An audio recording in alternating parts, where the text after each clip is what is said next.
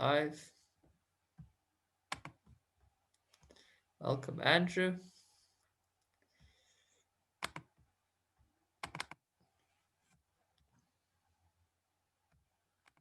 Okay, so we have just begun a new section on Tefilin, a Mezuza, and a Torah. The three together can be referred to as Stam.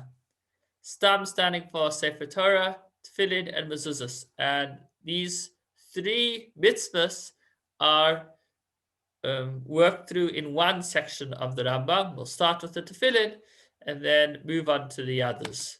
So just to give the general context, as I have been doing, we are now in the second of the 14 volumes, the Book of Love. It includes mitzvahs that express our love for Hashem. And in the second volume, we covered the section on Shema, the section on davening and duchening. And today we move on to the section of Tefilin, Mezuza, and Sefer Torah.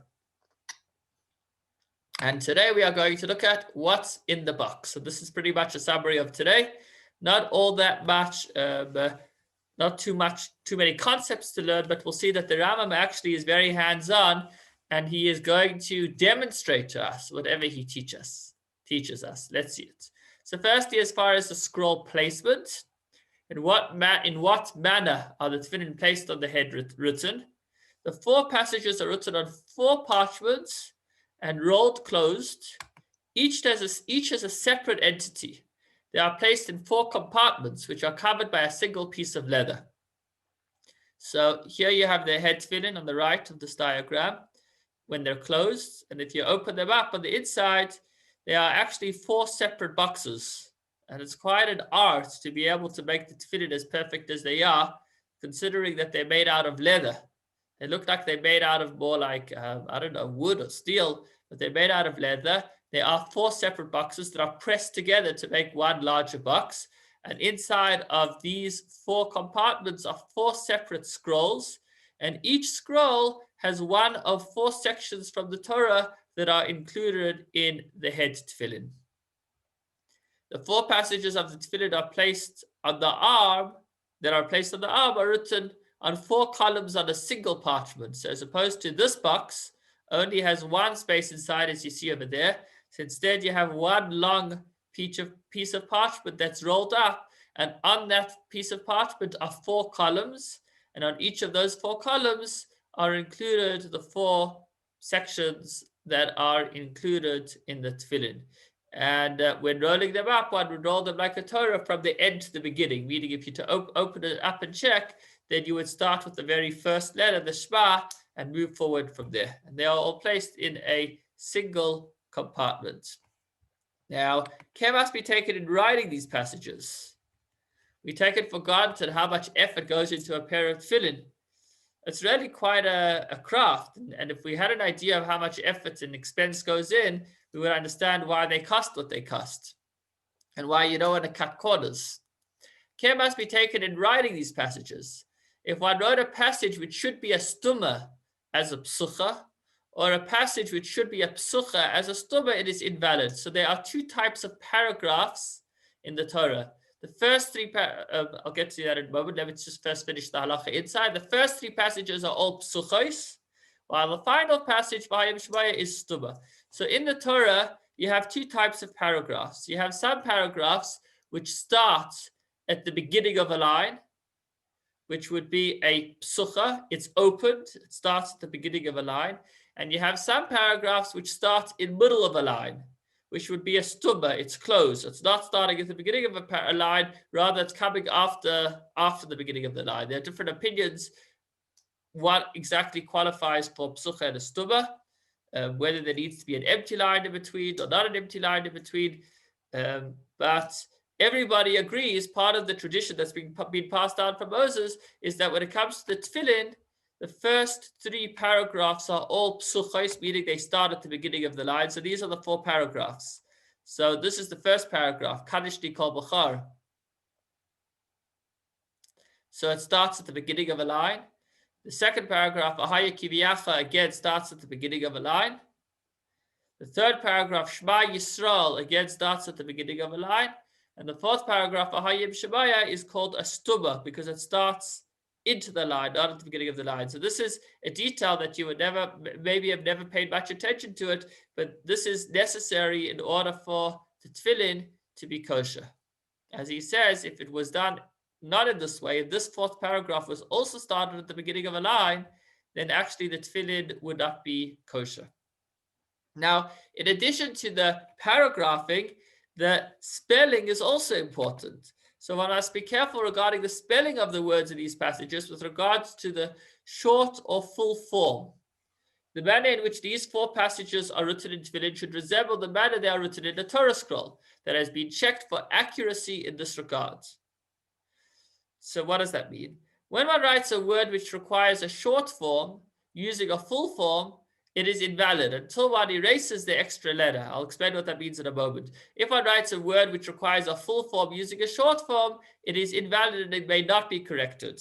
And I'll explain why in a moment. These are the correct spellings of the words that could present difficulties with regard to the short and full forms of these 4 passages, and the Rambam continues to spell them out. So just to explain what we're speaking about over here, you don't really have this in English. You don't have it in English. In English, each word can only be spelled in one way. The only example I can think of, and there are probably a few of them, is the words, for example, honor. I believe in America, honor is spelled like this. And in South Africa, it's spelled like this. I'm sure there are other examples as well. So it's the exact same word, but it either can be spelled with that extra U or without that extra U. So when it comes to Hebrew, sometimes you can have the same words which can either be written with an extra letter or with one letter less. And then I was actually going to go through all those words and point out, make sure that you do it correctly. So let's think of an example. Well, let's see the examples the Rambam continues to bring. Oh no, this is getting complicated. One moment. Here we go. No. Okay. So in the first paragraph passage, Kadishli kol bachar, the word bachar is written using the full form. So I don't know if you can see here on the right, you see there's this word bachar. Yes? Over here. Let me see if I could highlight it. 1 second.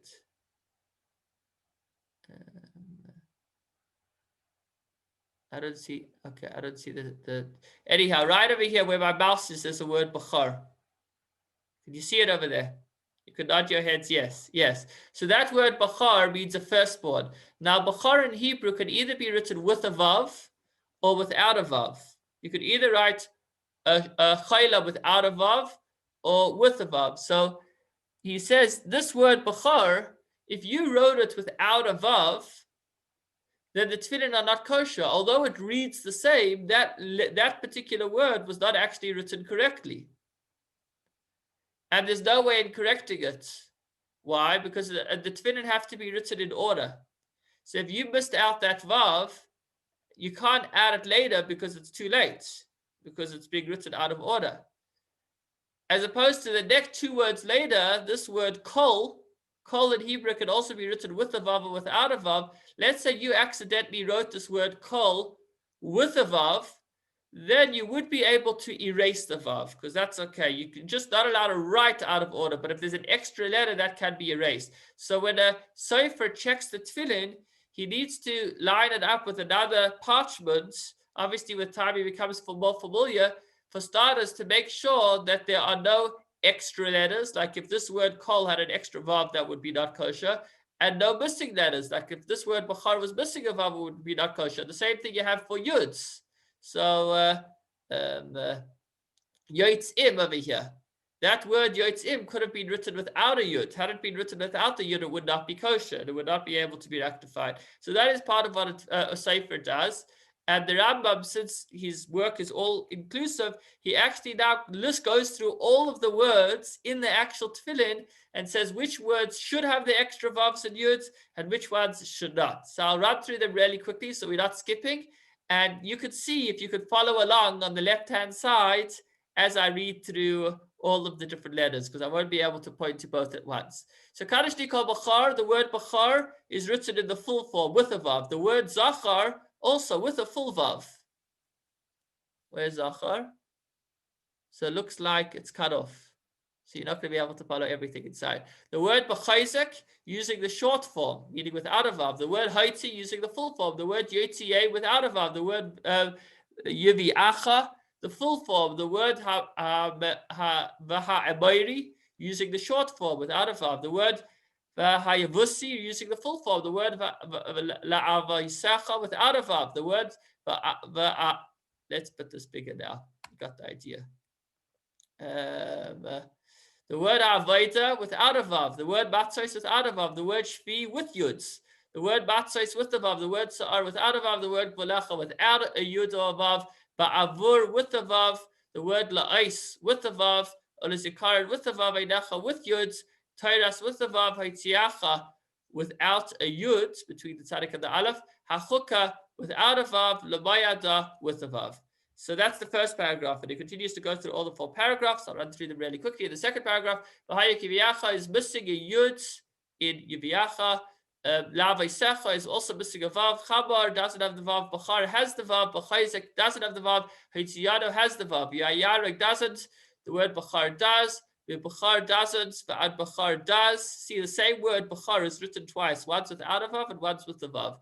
Zeveyach without a Vav. Bachar with the Vav. La'ais with a Vav, Yadcha with a Hey, L'Taitafais without a second Vav, Einecha with Yuds, B'chayzek without a Vav, B'tiyana full. Now you might be wondering, what's the difference if it's written with a Vav or without a Vav? Does that change the meaning? Now on a simple level, it does not. These 2 words, B'char, which one had a Vav and one it didn't, mean the exact same thing. So really, the reason why there is a Vav is based on deeper reasons, maybe more Kabbalistic reasons beyond our understanding. We know that when it comes to Torah, there are many levels of understanding, there are many dimensions. And so this example of where that does or doesn't have that extra Vav would tell us about spiritual dimensions beyond of what we're aware of, which we are so sensitive to, and we'll see more of that in a moment with regards to the crowns. As far as the third paragraph, Shema, the ayin is larger. Let's see if we can see that quickly. You see that? There's a big ayin over there. Okay. And the dalad is also bigger. See that? Interesting to note. Ma'idecha is without a vav. Levanecha is with a yud. Beveisecha is without a second yud. Uvukomecha with a vav. La'ais with a vav. Yadecha without. Leteitafa is without. The 2 vavs, Einecha with Yuds, Mezuza is without the first vav, Beisecha without a second vav, of Isharecha with a vav. And now on to the 4th paragraph.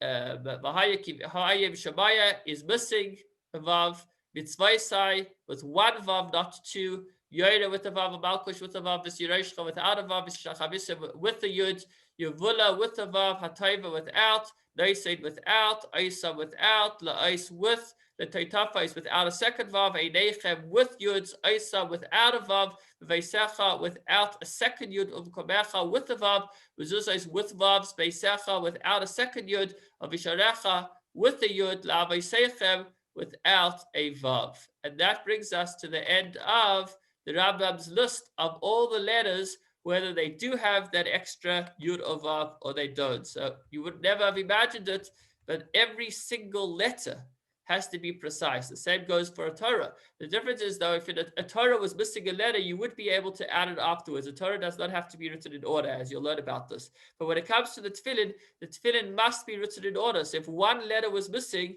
then the entire parchment is invalid. In fact, this picture that you have over here on the left is from apparently head Tefillin, because you see there are 4 separate pieces of parchments.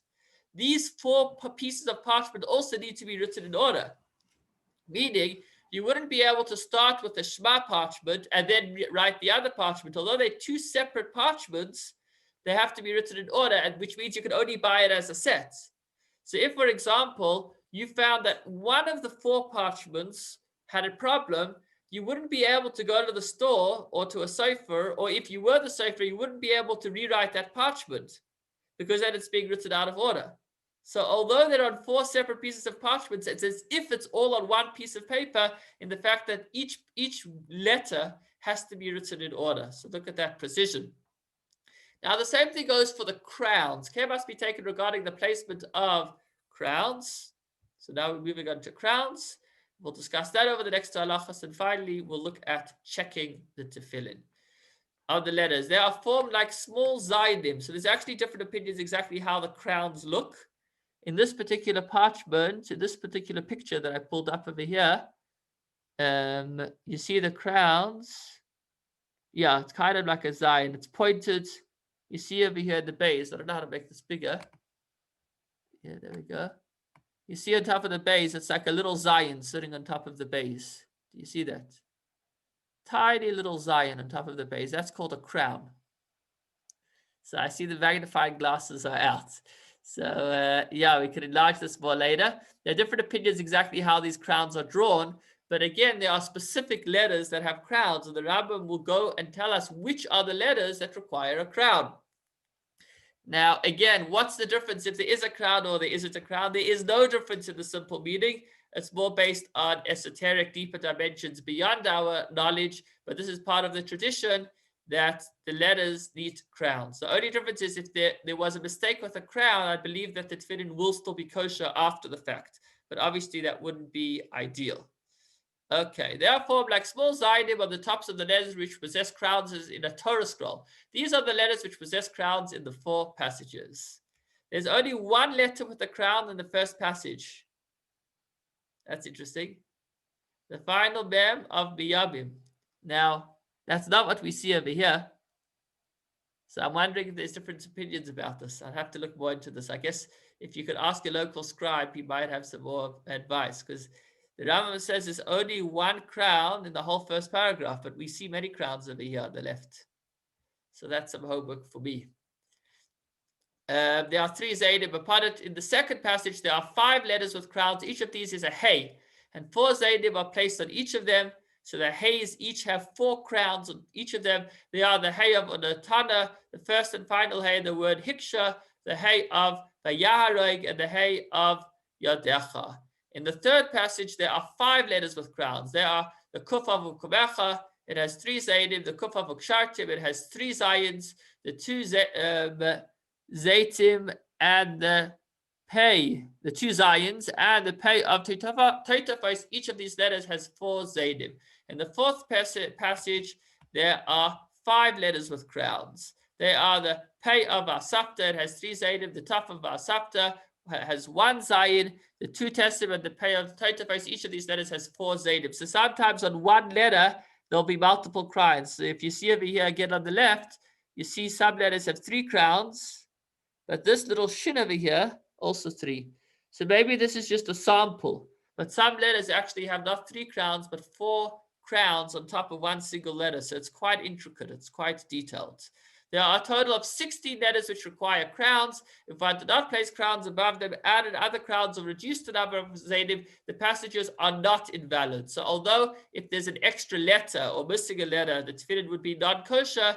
If it is missing the crowns, on the other hand, then the tefillin, if it didn't have these crowns on top, the tefillin would be kosher. But obviously that is after the fact. At the outset, when writing the tefillin, one must make sure that every letter that requires a crown has the crown that it requires. Now, as far as the final 2 points of the Rambam, and that is checking the tefillin. The person who purchases tefillin from a person who is not an expert, so if you don't know if you could trust the person that you are buying tefillin from, you'll have to check them first. So if he purchased 100 tefillin, he should inspect 3. Either 2 head tefillin and 1 arm tefillin, or 2 arm tefillin and 1 head tefillin. If he finds the 3 random tefillin that he checked to be acceptable, then he can assume that the scribe is proficient. Thus, they are all considered to be acceptable and need not be checked. So halachically speaking, one would be required to check tefillin if one did not know the credibility of the scribe, but one could spot check. One could check a few of the sets and then assume that the others are same. But this is only if one purchases them from in one package, meaning they were all written by the same person. However, if one purchases them in different packages, they must all be checked because it can be presumed that each package was purchased from a different scribe. So we actually had an incident in South Africa, unfortunately, a few years ago, where somebody was selling tefillin or mezuzahs that were not kosher. And today, I think in the stam market, in the market of tefillin and mezuzahs, very often one can get sourced, and that source can be getting tefillin from many different scribes, and therefore, according to this, one would be required to check each and every tefillin before using it, since you don't know its credibility, obviously, unless you know who the scribe was and you know that you can rely on him. Now, once you have checked the tefillin, do you need to check them again? Do you need to worry that something happened to the tefillin? So after a person writes tefillin himself, or he purchases them from an expert, or purchases them from another person and has them inspected and places them in their leather compartments, they need not ever be checked again. And that is because, as opposed to a mezuzah can be quite exposed to the elements. As opposed to tefillin, once they're in the boxes, they are pretty sealed. These boxes are sealed pretty tight. So there's pretty much no way anything can happen to the parchments inside. So once you have checked them and they are kosher, then they can't start becoming moldy or cracked because they're sealed. As long as the compartments are intact, they are assumed to be acceptable, even though several years have passed. In fact, the Gemara tells a story of a particular sage that he says, these tefillin are from my grandfather, and I have no concern of their kashrus, of them being kosher. We do not suspect that a letter has faded out or been perforated. Hillel the elder stated, these tefillin are from my maternal grandfather. Now that said, that is only provided that they are intact, meaning if you have no reason to believe anything happened to them.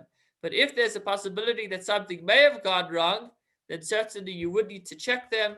If people have tefillin in their cars, which a lot of us, you shouldn't keep them in your car, but or at least be careful where you keep them. Maybe in a gloved compartment would be a good place, because obviously the heat of the sun would be able to damage the parchments even through the boxes. So there are ways that they can be harmed. I don't know if he brings this over here. Here's another one. A pair of tefillin which is not worn on a regular basis should be checked twice in 7 years. Meaning, if you're not wearing it regularly, then the inside can start decaying. It can start getting ruined. And therefore, authorities do suggest checking tefillin that are worn regularly as well. In other words, although the Rambam does say that tefillin never need to be checked, we are still concerned that things may happen. So practically, halachically speaking, at present, perhaps because of the difference in the way the compartments are made or the parchment or ink that is used, it is very common for letters in tefillin to smudge, fade, or crack.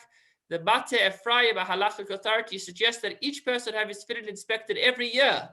Even authorities who are not that stringent recommend periodic checks. So although the Rambam says that do not need to be checked, there are other halachic authorities that do suggest checking them as often as once a year, which would perhaps also give context to those of you who are familiar. Very often when people had somebody wasn't well or any type of difficulty, the Rambam would suggest make sure that your tefillin and mezuzahs are in check, that they are all 100% kosher.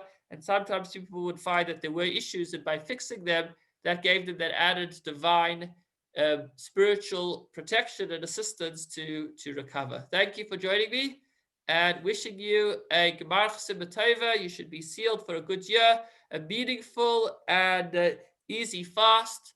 And tomorrow we should be on 11 o'clock.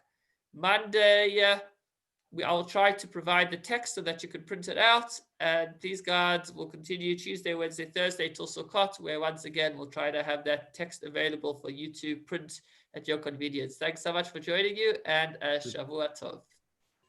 Thanks, Rabbi. Shavua Tov.